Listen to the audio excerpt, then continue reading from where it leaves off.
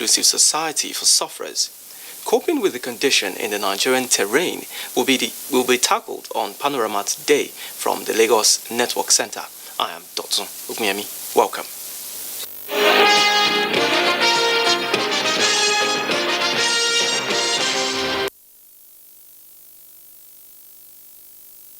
For Education recognizes the role of teachers as pivotal to the actualization of the 2030 agenda for the sector.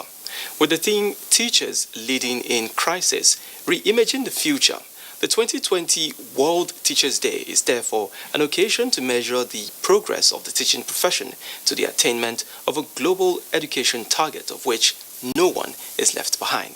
Hinginujan Adams reports. Visually impaired Diglip Emmanuel is one of the about 2 million qualified and registered teachers in Nigeria. Attempts to bridge the educational gap between the visually impaired and their abled counterparts in Nigeria led him to the teaching profession. Teachers' reward is not supposed to be in heaven alone, but it's supposed to start right from here on earth. Special salary scale for teachers in basic and secondary schools, including provisions for rural posting allowance, science teacher allowances, and peculiar allowances is hereby given.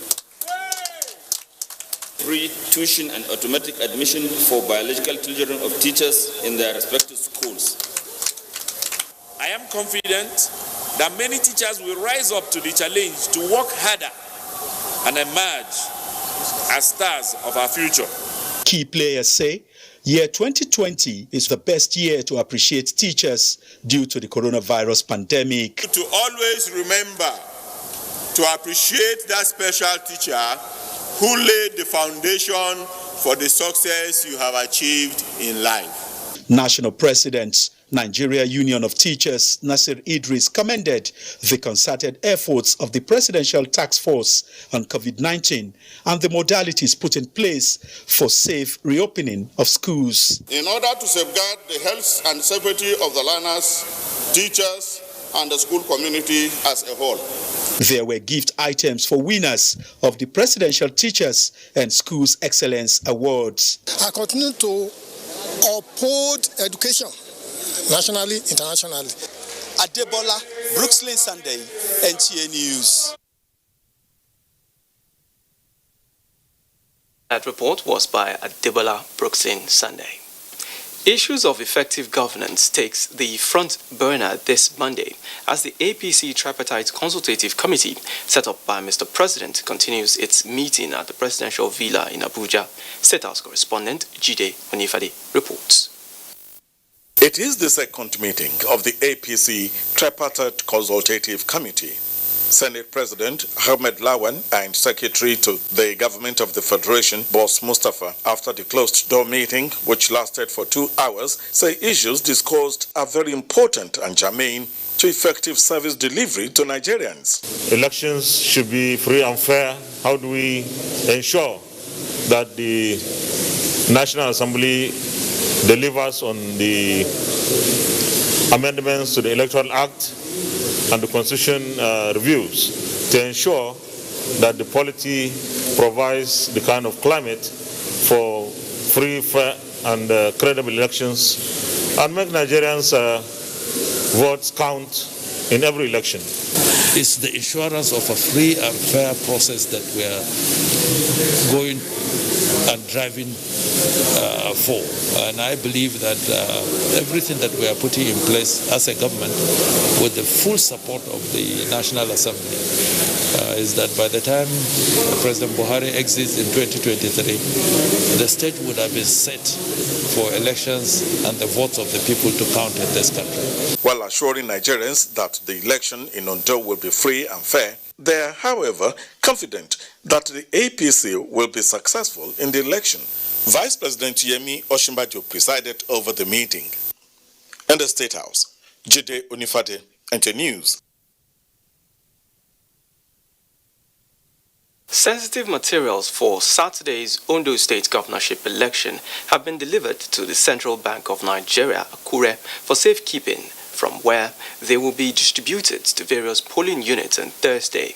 Chairman of the Independent National Electoral Commission, INEC, Professor Mahmoud Yakubu, who disclosed this at a stakeholders meeting in Akure, says every vote cast on Saturday will not only count, but the electorate will determine the next governor of Ondo State. Doris Olumoko has details. For Saturday's governorship election in Ondo State, INEC Chairman Professor Mahmoud Yakubu says the main task before INEC electoral officials, ad hoc staff and other stakeholders is to ensure that the election is transparent and reliable. He maintained that the commission will be non-partisan and accord equal opportunity to all the candidates and their parties for a credible election. Be rest assured, votes will count. Polling unit level results will be uploaded in real time as polling units close for public view, even before we finally collect and make a declaration of winner. However, this will not happen where the process is disrupted by either violence or malpractice. Any person that violates any components of the criminal law shall be apprehended and be charged under the appropriate section of the law. Representatives of political parties and other stakeholders expressed the hope that Saturday's election in Ondo State will be free, fair and credible. In Akure, Doris Olumoko, NTA News.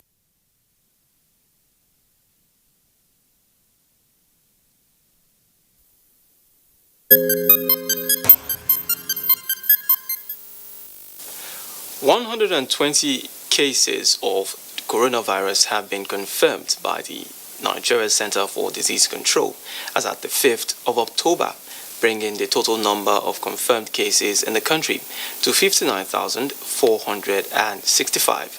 The new cases were recorded in 13 states, with Rivers recording the daily highest of 65, the FCT 12, Ogun 9, Katsina 8, Anambra 7, Bauchi 5, Oyo 5, Nasarawa 3, Kaduna 2, while Kwara, Taraba, Imo and Delta recorded 1 case each. The total number of patients discharged so far is 50,951, while the total number of deaths stands at 1,113 persons. The 6th of October every year is marked as Cerebral Palsy Day. The goal of the event is to affirm the lives of millions of people living with cerebral palsy. Joy Ken Abakboya gives us an insight to the prevalence and presentation of this debilitating disease. Palsy, a developmental disorder, is one of the leading causes of childhood neurodisability.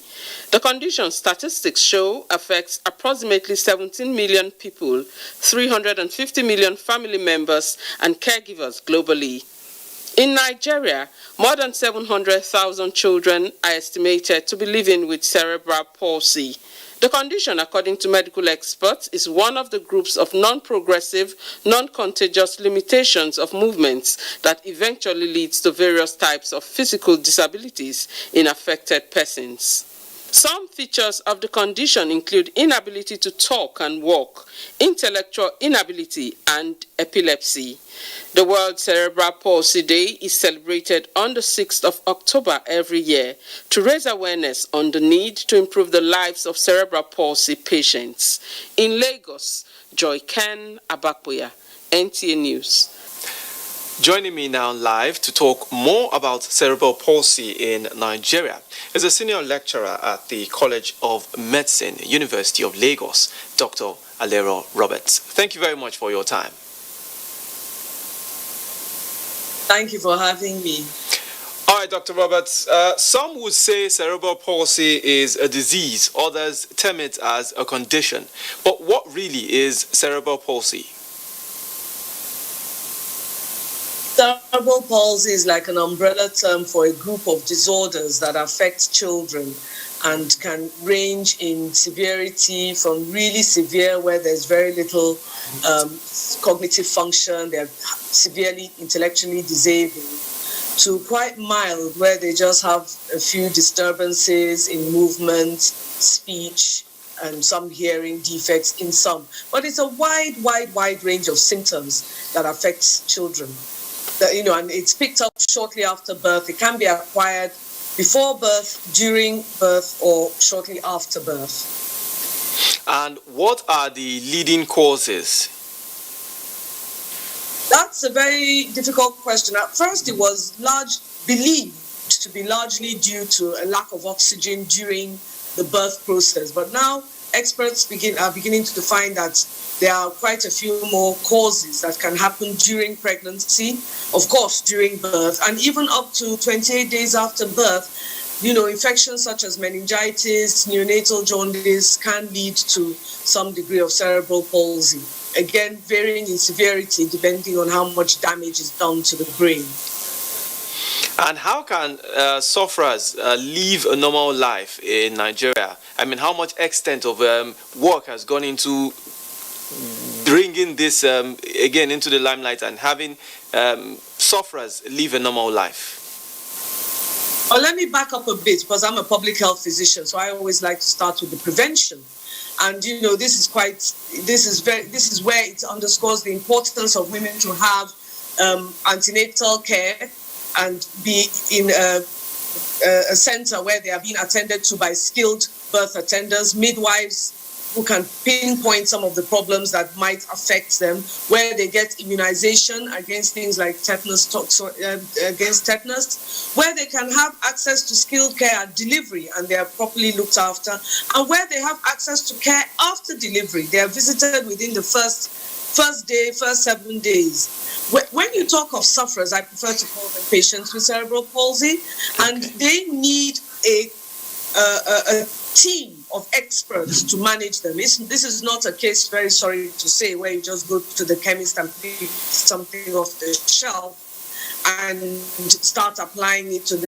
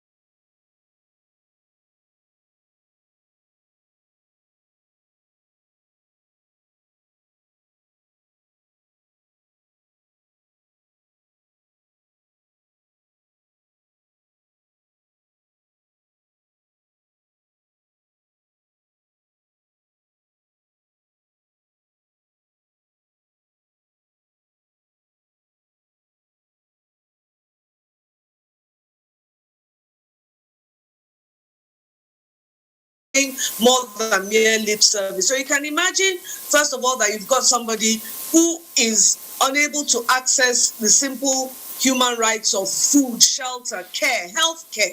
So we need, first of all, a health system that can deliver for each and every one of them, a health system that they can access and the easiest one we can talk about, which we already have in place, is the primary health care system. So if they can access health care and that is not going to tip them further into poverty, then don't forget they are begging for the simplest of things: money to eat, money to shelter themselves, money to clothe themselves. These are things that a responsible government should be addressing. If we had a welfare system that was actually working, a basic healthcare system, welfare system, many of these people will be adequately taken care of to the level that they need at the time that they need it. Thank you so much, Dr. Alero Roberts, for your time and insight on this particular topic. Many thanks. Thank you for having me.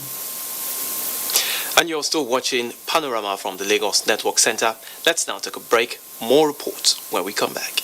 The main way coronavirus spread is when infected people sneeze and cough. Small droplets of fluid expelled by cough or sneezes are laced with viruses looking for new respiratory tracts to infect. When a sick person sneezes around someone who is healthy, the virus can land in the nose, mouth, or even the eyes, causing an infection. Symptoms can include fever, cough, shortness of breath. Symptoms may appear within 2 to 14 days.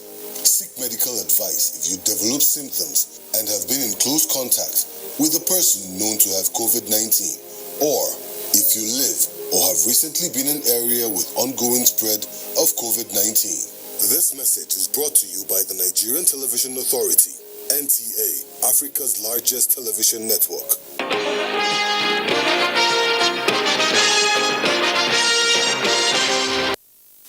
Many thanks for staying with us. The Minister of Police Affairs, Mohammed Maigari Dingyagi, has assured Nigerians of his commitment to ensure a comprehensive investigation into the alleged abuses of human rights by personnel of the Federal Special Anti-Robbery Squad, with a view to secure justice for the victims.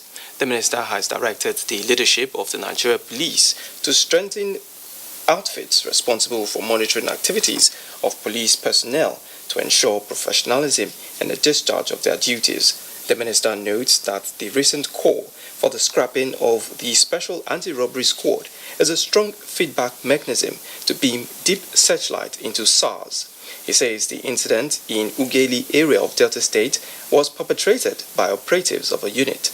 He added that the newly inaugurated Civicom unit of the Ministry of Police Affairs has been mandated to work closely with the Police Public Complaint Unit and relevant departments of the Police Service Commission to fast-track resolution of all cases of infraction against policemen and bringing erring officers to book. Meanwhile, the Nigerian Governors Forum has described the order for the immediate ban of Federal Anti-Robbery Squad, FSARS, and a range of other tactical squads of the force as a major breakthrough in sanitizing structures of the Nigeria police and giving it a civil face that entrenches human rights and promotes respect of citizens' dignity. In a statement by its chairman and governor of Ekiti State, Kayode Fayemi, the forum salutes the courage of the Inspector General of Police in stepping into the rampant abuse of rights of innocent citizens and dehumanization of law-abiding Nigerians under several excuses not known by the law of the law and acts of the force. The forum further appealed for the exercise of caution and professional handling of civil and criminal cases in the country to earn members of the force the confidence it deserves to rid the country of crimes. Preparation towards Nigeria's next census is intensifying with commencement of the next phase of the enumeration area demarcation exercise. The exercise, which is the foundation for the actual census, will cost the federal government the sum of 10 billion naira. Kelvin Ebohune has the report. The success of any census depends on the effectiveness of the enumeration area demarcation exercise, regarded by experts as the framework on which the entire census architecture is built. It comprises specific number of persons and households which a team of enumerators can cover during a census. Since Nigeria's last census in 2006, 9 EAD have been done in 208 local government areas of the country. The next phase, and the 10th in the series, will be conducted in 33 local government areas spread across 25 states and the FCT. Authorities of the National Population Commission are delighted that President Muhammadu Buhari has approved the release of 10 billion naira for the continuation of the exercise in the remaining 546 local government areas of the country. The President has graciously followed this up by a further approval of an additional 4.5 billion to be included in the 2021 budget for the completion of the exercise as part of preparations for the next census. At the moment, The training of field officers is ongoing towards a successful enumeration area demarcation and the actual census to provide the country with the necessary data for development planning and resource allocation. In Abuja, Kelvin Ebonwaye, NTA News. The federal government is to bring the Non-Academic Staff Union of Educational and Associated Institutions, NASU, and Senior Staff Association of Nigeria Universities, SANU, and the Ministry of Education to a discussion table over a 14-day warning strike, which started this Monday. The Minister of Labour and Employment, Chris Ngige, in a reaction to the ongoing strike, says it is unfortunate that NASU and SANU have taken this ill-advised path. The unions have advised that the warning strike is a prelude to a full-blown, total and indefinite industrial action if the grievances highlighted by the Joint Action Committee are not addressed by the federal government. Inconsistencies of the IPPIS in the payment of salaries to members and non-payment of arrears of minimum wage earned allowances despite bonus are among other issues listed by the unions.